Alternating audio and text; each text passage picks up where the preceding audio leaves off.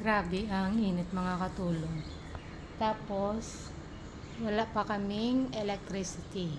So, dito lang naman, sa condo lang naman to. So, naputulan. Naputulan kami ng kuryente. Sa mga ilang oras, 2 oras.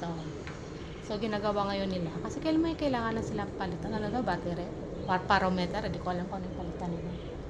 So, walang wifi. Walang electric fan, walang lahat. Kaya yan, mabuti nga na lang is meron tayong data.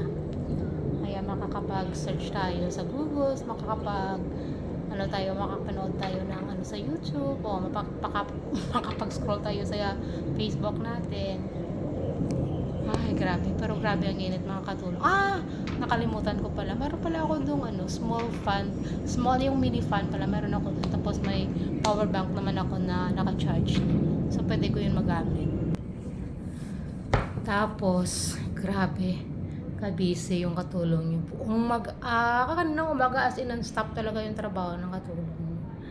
So, bago kasi lumabas yung amo ko, is nilinis muna namin yung dapat linisin kasi nga sa Thursday darating na yung amo kong lalaki.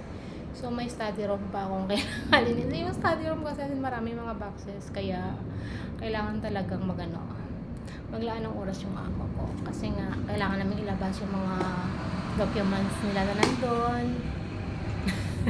Kailangan kasi nandiyan talaga yung amo ko kapag linisin ko. Nakalock yun eh.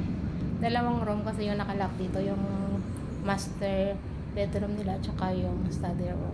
Kasi nga, wala lang, di ko lang alam kung bakit bakit talaga nakalaki. Hindi. Wala naman kasi talagang yung ugali pa ng amo ko na parang nakasanayan niya na kailangan niyang i-lock niyang lahat yung kaya nga, kailangan is tayo mag-adjust sa oras ng kapag nandito yung amo ko, saka tayo makakapaglinis. Pero alam niyo ba, advantage naman yun kapag nakalock kasi nga kung may time na maaga siyang umalis, gabi na siyang bumalik, hindi ko yung malilinisan.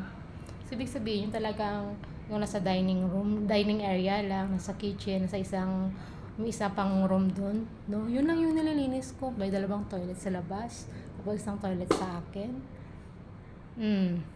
Yun, so 3 lahat yung nililinisan kong toilet. Tapos yung isa kasi nasa master bedroom, nililinisan ko lang yan kapag parating na dito si sir kasi hindi naman ginagamit. Kaya yun lang.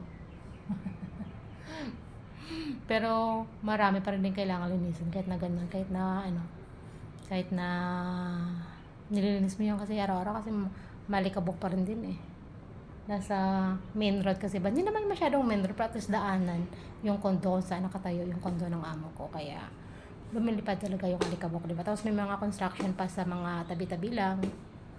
Kaya, yan. So, busy ngayon yung katulong nyo.